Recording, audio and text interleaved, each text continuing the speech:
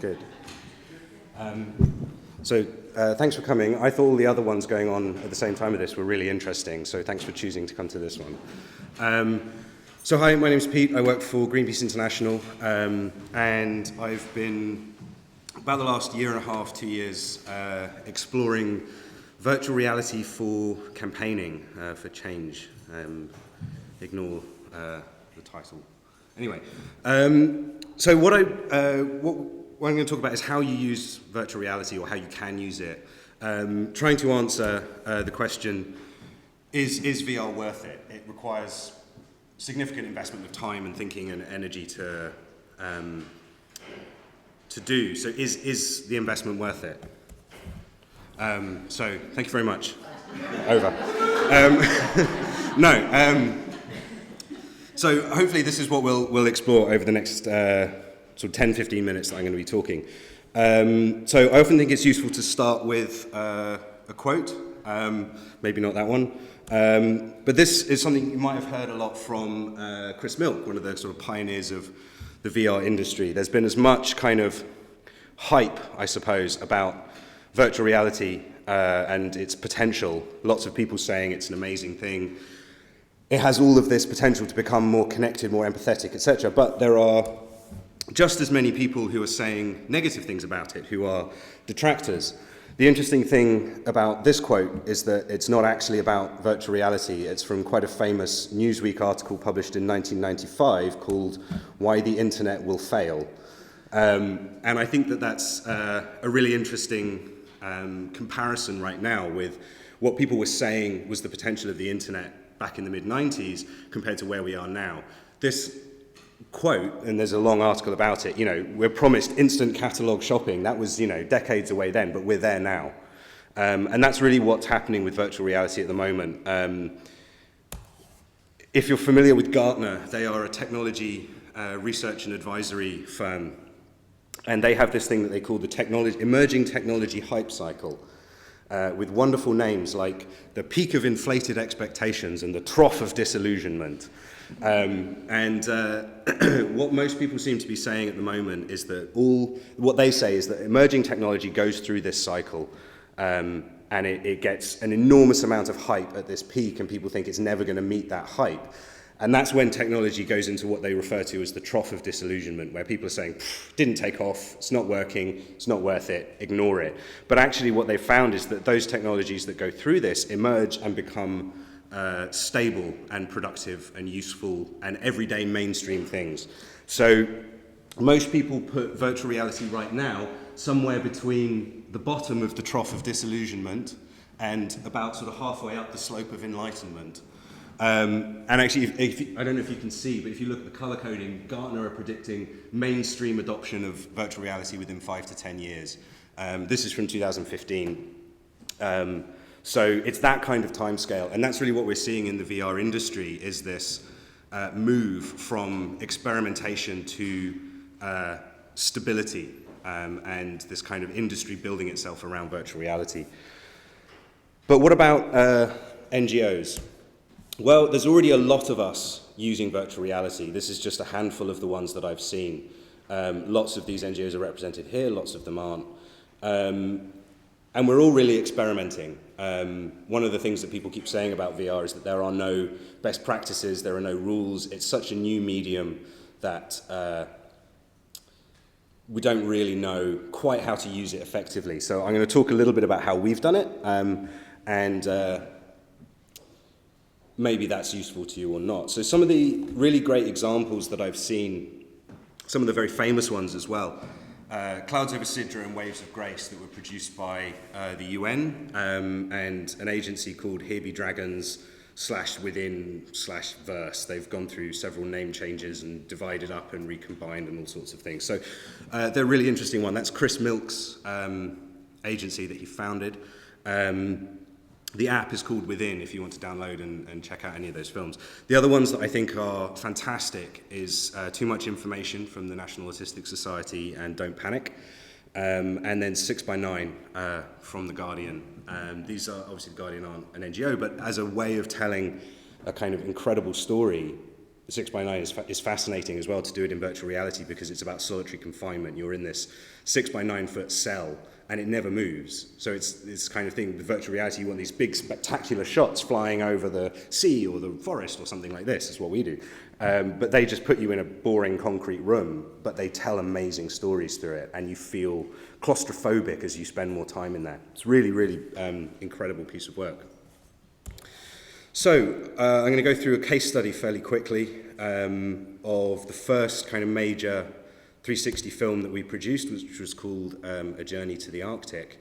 And surprisingly enough, it's about the Arctic. So it's a short film. It's about 3.5, 4 minutes long. And there's a variety of different scenes that show you this landscape that perhaps you've never seen before, including an incredible shot where this polar bear walks straight up to the camera, and you're watching this film and it's like it's really 2 meters away from you. It's a really beautiful shot. So this we produced, our Nordic office produced it last year. Primarily our work has been with virtual reality has been through our street campaign teams, whether that's fundraising or campaigning. So this is in various different countries. I think this one is top one is in Copenhagen, I think. This one is in Hong Kong, and that one is somewhere else that I don't remember. But we've also used it at festivals. So if you've been to Glastonbury, you may have seen Greenpeace. We're very lucky to have an entire field at Glastonbury. And this dome thing you can see here, we turned into a sort of virtual reality space where you can watch films. What are the lessons that we've learned from this? Having some sort of installation makes it a lot more attractive for people to come up and take part in it. So if you remember back in those pictures, there were benches and there's a truck and all these different props. It makes it something that people want to experience a lot more.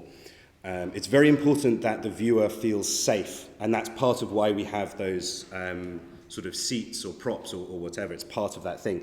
Give people something to sit on, just a basic, swivelly office chair or a stool or something like that can actually really make it a very powerful experience. But also it's really important you don't let their friends or family members interfere with them whilst they're watching. It can really shake people and they fall over, or this sort of thing. There's often a desire from friends and family members of someone who might be watching the VR to tickle them or nudge them or push them or something. You mustn't let them do that because it's very you have to balance and you can fall over very easily.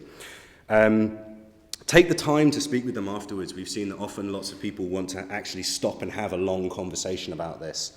And that's really important. But also, when they put the headset on, it needs to be the same person that's with them when they take the headset off. It can be very disorientating to suddenly be greeted with a totally different person. Samsung Gear VR, we've found is still the best option for a headset. If you're not familiar with that, it's a very, very simple headset. They're about 80 or 90 pounds, and you put a phone in it to play your film. This is what we found to be the most effective tool at the moment. However, because of the nature of the menus on the headset and the little control panel on the side, it can be a bit awkward to actually get the film playing. Something that we've been looking at as a tool for this is called Wander VR. It's from the same people that made Clint, if you've used that for producing web docs or interactive web pages. And it simplifies the whole process, but we haven't tested it on the street yet. But unless you've built a custom app or your film is packaged as a custom app for Gear VR, the starting process can be a little bit awkward. So that's about fundraising, but it's not just about fundraising. I often feel a little bit like VR is being pigeonholed as this amazing silver bullet for fundraising, which is becoming a lot more difficult. But what we're looking at, and particularly what I've been looking at, is the way that it can have an impact outside of just fundraising. There's some research from somewhere called the Virtual Human Interaction Lab at Stanford University, where they've been studying how people respond to environmental issues after experiencing what they call immersive virtual environments. These two studies are particularly interesting because they've shown that immersive virtual environments can elicit pro-environmental behaviors. This was a study looking at energy consumption around hot water use. They've also shown that through what they call body transfer, so looking through the eyes of someone else or something else, this one was about animals, it can do more than just provide exposure to information. It can actually give you a much greater sense of empathy, a much greater desire to be involved in environmental campaigning. They've only been looking at environmental issues, but they're also looking at other areas of it. So this is the evidence, I suppose, the science that backs up that comment from Chris Milk about it being the empathy machine, about that increasing that connectedness. But virtual reality is still just audiovisual stimuli. And it's not just about audiovisual either. So the latest estimates are that we have between 29 and 33 senses, not 5, as we traditionally believe. And again, there's research that suggests audiovisual stimuli are associated with the lowest levels of perceived value compared to things like taste, touch, smell, these other things. So I've just noticed the next slide's not going to work. So yeah, what can you do with the other senses? How do you tell a story through the other senses? And this is, again, where a lot of the VR industry is going over the next couple of years, I would expect. So unfortunately, there's supposed to be a beautiful image of the forest here, but it hasn't worked. So the last year and a half, I've been working on a production called Munduruku, The Fight to Defend the Heart of the Amazon, and this is a multi-sensory virtual reality film that we'll be releasing later this year. So I can't say too much about it, but essentially the idea is that the story, in the same way that you have a film which is told through music as well as language and through images, this has narrative elements that are communicated only through smell, only through balance, through heat, through pressure, temperature, what they call physical sound, which is sound below the level of human hearing, translated into vibration. And it's composed in the same way as a piece of music. So this is something that we are experimenting with for our Amazon campaign around the Tapajós Basin. So yeah, this is trying to tackle a particular challenge we found around communicating indigenous rights struggles in Brazil, where it's a very polarizing, very controversial, and often very negatively perceived issue. We want to look at whether we can challenge that perception through virtual reality, and particularly through multisensory virtual reality. And this is designed as an exhibition piece for museums and galleries and that sort of thing. We made an app. I know this was a bit sort of, I don't know, negatively seen a while ago, but if you want to communicate virtual reality stuff, you have to get it into people's hands. It's one of the biggest challenges. So we produced a Greenpeace VR app that will be released. Well, it's actually in the iOS store right now, but we're still fixing bugs and stuff, so don't go looking for it yet. It will be fully launched on Monday. And alongside that, we have the, I don't know if you've seen these Google Cardboard headsets. So we've got the Greenpeace Google Cardboard headset, and you can text a donation or sign up and give a donation to receive one of these in the post, download the app, and then you'll be able to have a look at the different films. There's both 360 and non-360 films in there, but then also crucially, because when Greenpeace, we talk about bearing witness, it's not just about not being ignorant of something, it's about making a choice to act afterwards. So we've included, you can't really see it on this projection, but actions that people can take, whether that's signing a petition, sending an email, donating, etc., etc. So that's what we've been doing there, and I wait to see how successful that might be.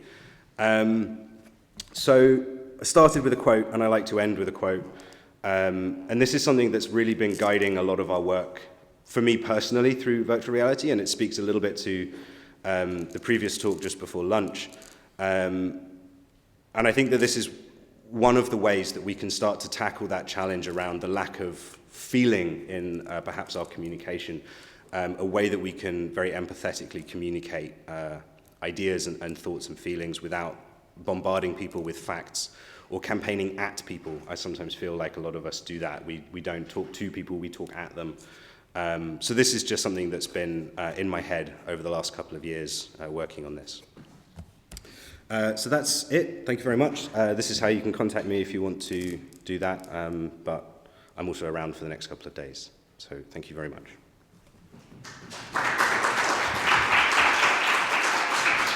Oh, before I go, does anyone have any questions? I'm going to hand over to Mary in a moment, but...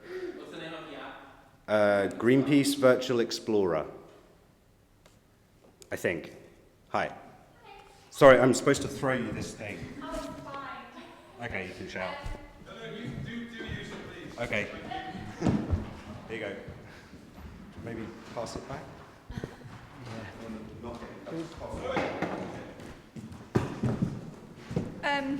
Cool. So I was just wondering, between, like, to bridge the gap, augmented reality, and how you were utilising the assets that you were kind of building for virtual reality to give them wider purpose and distribution. Like, is that something that you guys are looking at? Is the strategy behind it, or?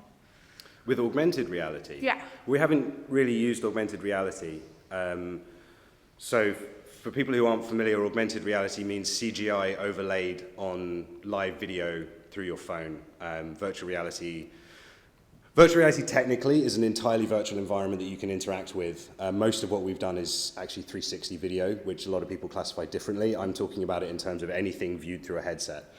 So yeah, I haven't worked with augmented reality yet, but I think it's an interesting area to explore, and I think it's very important for virtual experiences in whatever form that they move from being purely passive watching a film to that develops into interactivity of some form, and that's where I'm hoping that we'll be able to go in the future. But it's a lot more complicated. It involves a lot more technologies that we're not familiar with, things like stereophotogrammetry to like map environments and recreate those virtually. So yeah, I don't have a great deal of experience with AR, I'm afraid.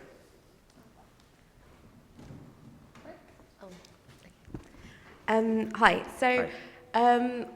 obviously, right now, like, there's not like huge mass distribution of like virtual reality or like headsets, people being able to have these experiences. Yep. And so, have like Greenpeace or any other charities done any work to kind of show the experience that people go through that do it like back to like a wider group, or is there any way that you've kind of like communicated what the experience people go through with virtuality beyond the people that go through it? Does that make sense?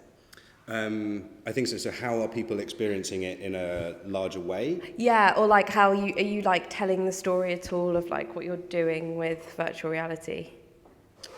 Do you mean in a like behind the scenes kind of way? Yeah, yeah. Okay. No. So getting VR into people's hands is a challenge.